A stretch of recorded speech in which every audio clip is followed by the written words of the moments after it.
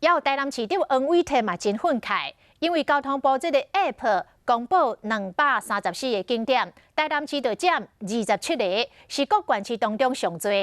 黄伟哲来呛中央，是甲地方有仇笑。这个疫情指挥中心的副指挥官陈宗彦甲回讲，黄伟哲应该爱欢喜，这代表台南是一个旅游胜地。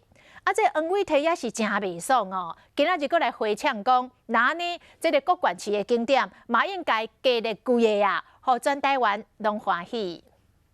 这些高官们对台南市有仇吗？你骗鬼啊！高雄市长黄伟哲真愤怒，呛中央，就因为交通部伫5月初年假进前推出的人潮警示 APP 公布234个景点内面，台南市就占27个，占各县市当中上多。不过，中央流行疫情指挥中心副指挥官陈宗彦爱黄伟哲调整心态。台南市应该要感到高兴啊，因为表示台南是很多人想要去的地方。对着陈宗彦的回答，黄伟哲这回是假内蒙，讲话算溜溜。让全国的县市都高兴一下好了，那就多列一些景点。套一句口罩的话，我 OK， 你先高兴好了，让其他城市去高兴。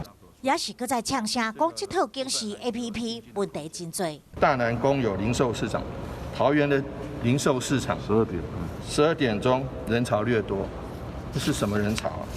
新竹市立动物园半夜12点50人潮略多，是人多还是动物多？半夜是阿飘多还是人比较多？5月初年假无取消，人潮加做防疫的大考验。交通部这次推出 APP， 稍后意向，真支持中央政策，黄伟哲是真愤怒，演出令赢家己的嘴烂舌。